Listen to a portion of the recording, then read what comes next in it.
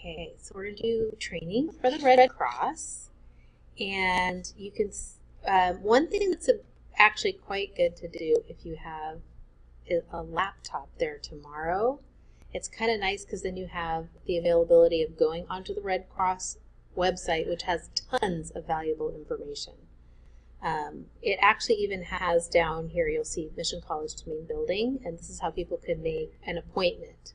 And I believe because last year people were making appointments literally like 1 hour before they were coming in to do it, that you can, this is like an updated live area. And even though you can't see who's donating here when you go to the site, you can see what slots are open. So it kind of tells you what slots are open.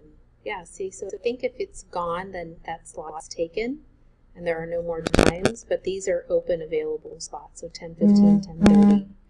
And when you click on it, then, you can make your appointment. So one thing is the most important job is actually being the greeter. So the greeter sits usually on the side, I'm trying to remember what wing of the building, the main building that is, facing the health center. So if you were to walk from here, east? West. Health center's along the west wall. Yeah, okay, so it's like that west center.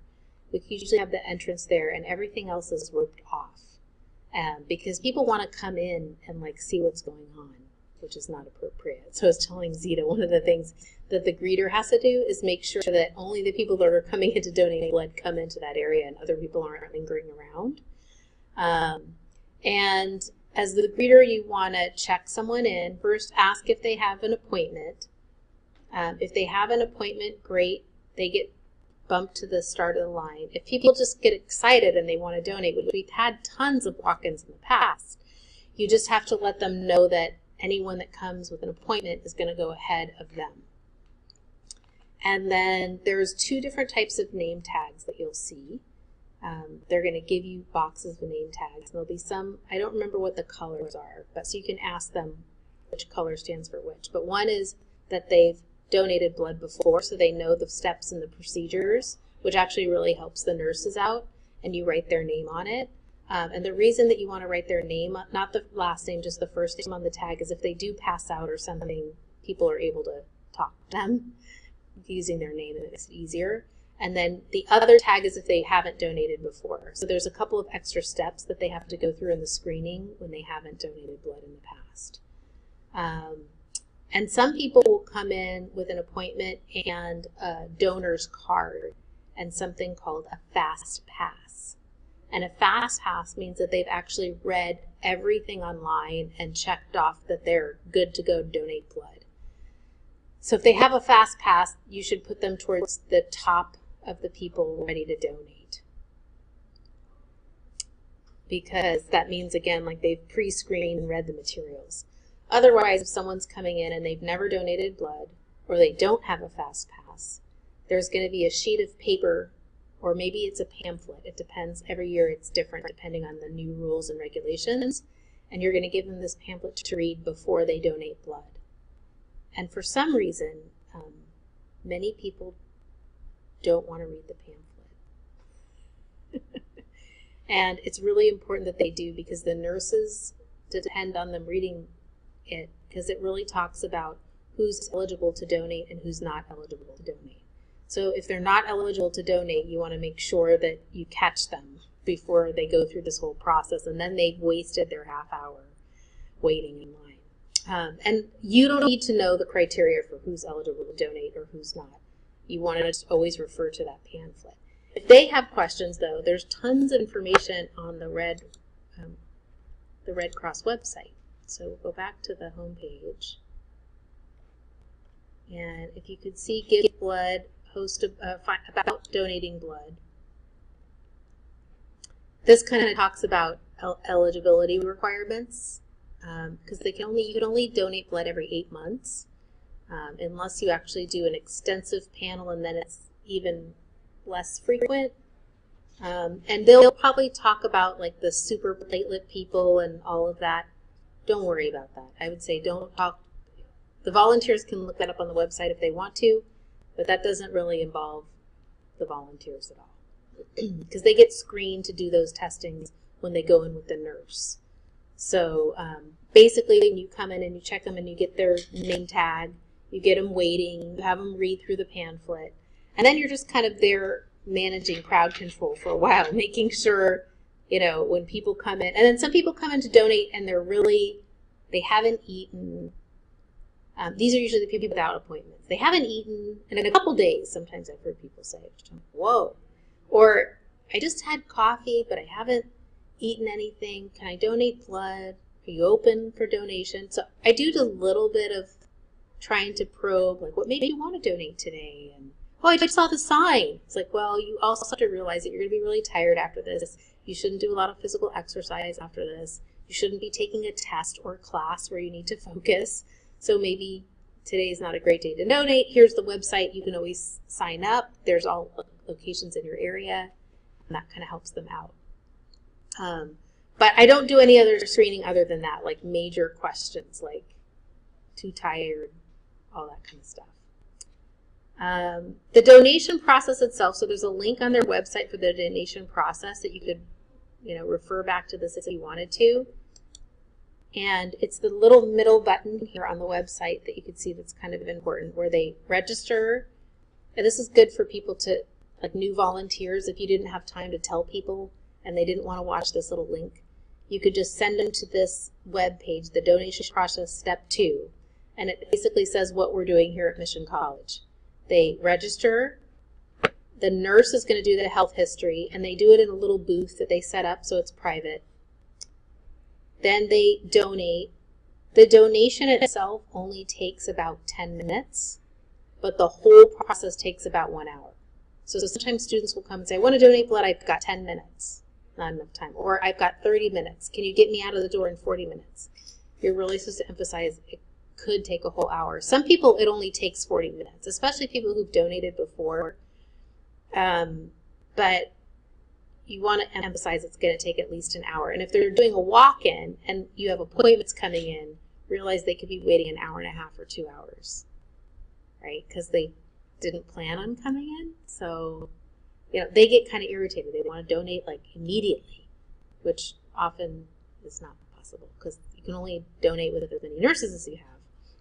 And after they donate, they get to have free food. So the Red Cross brings a bunch of food for them to eat, and that's the other volunteer job. So there will be one volunteer that works the front desk, and then one volunteer that works, or many volunteers working the canteen. And the canteen is where they go to relax.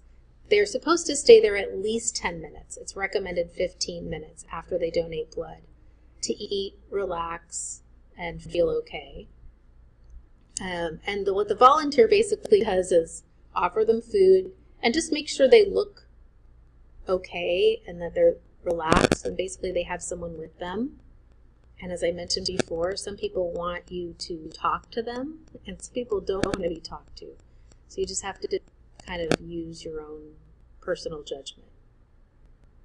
And if they even want to lay their head down and rest, there's nothing wrong with that.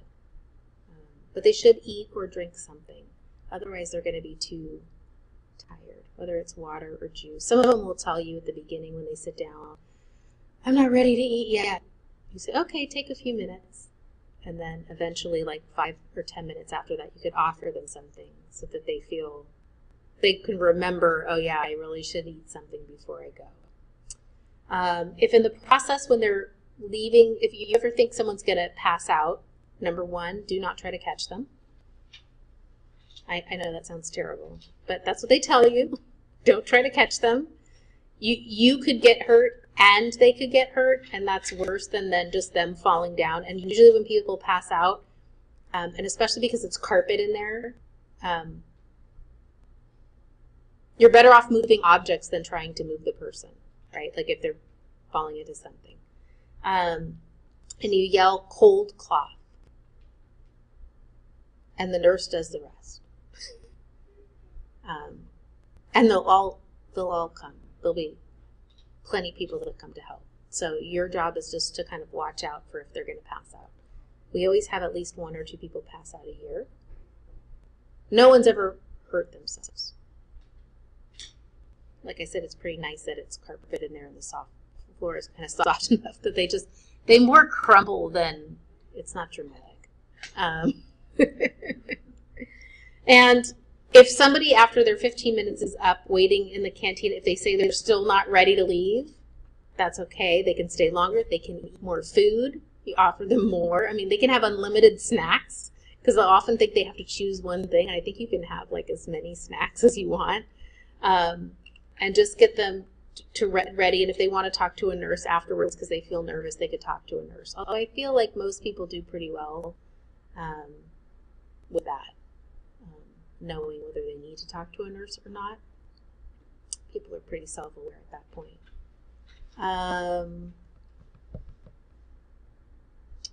Let's see. Yeah, so I think that's the majority is it's nice to have at least 2 people working in the cantina if possible, at least. And they used to have students, if we have enough people or extra people, it's good to see if the nurse needs an escort to get the people from the donating area over to the canteen. And it's nice to have 1 or 2 people at the welcome desk. The welcome desk is either, I feel like, crowded with tons of people or there's no one there. So it's hard because you're not constantly busy, but when you're busy, sometimes you could be really busy and people get a little nervous because they're donating blood, and so they want to talk to the person registering right away, right? Because they're very excited to get started in the process. So depending on how many people you have show up to volunteer, even if it's just you 2, maybe. Okay, I have a question. Yeah. We have a greeter, right? A canteen, and we have a welcome desk. The greeter and the welcome desk could be the same person. Yeah, I've done it by myself many years, and it's fine. It's sometimes nice to have another. Well, if you have to go to the bathroom or something, it's nice to be able to get up from that center and just. And even in the canteen, you really can't leave someone alone in case they pass out. It's great if they pass out when they're in the canteen because they're seated, so it's not a lot of work or for the nurses. But, people want to kind of feel like someone's caring for them. But overall, things generally go pretty smoothly, I think. And it's pretty easy. You got to figure out a system at the welcome desk that works for you with people coming in and taking the appointments. And the nurses also kind of have their priority. They kind of want the name tags in an order so they can just pull the name tag, grab the person, and go. But sometimes someone who comes to donate is sitting there waiting 30 minutes. And then they have to go to the bathroom, and then the nurse comes out, and the nurse will, bump them to the back of the line. So I always try to be mindful and try to use your best judgment and getting people in and what you think is more appropriate. I don't know. That's kind of how I feel. Especially if you have we'll always have a mission, at least 1 per slot. Usually a donator is from businesses that are local around here. And they're usually on top of it. They donate all the time. They know exactly the procedure, and they get in and out of here fast. And I always try to bump them up a little bit compared to a student that might be like, oh, I've got 5 hours till my next class. And I don't know. I know that's not totally right, but especially if they're a walk-in and they haven't made an appointment. And if people are nervous or they don't know if they qualify, again, that you want to have them read through the packet, and they'll want to ask you lots of questions about the packet. Just read back to them whatever it says in the packet. That's what I always do. Unless they want to go online to the website, and then they can look about, I think it's got, the eligibility requirements on here. It talks about the countries that you can't have traveled to recently. And last time, I don't know if it'll be this time, a couple times we had the Zika virus screenings. If you'd been to countries where they'd had the Zika virus, then you couldn't be on the list. But some people think any foreign travel is not good, and that's not true at all. Sometimes there's countries on the list that you wouldn't expect, and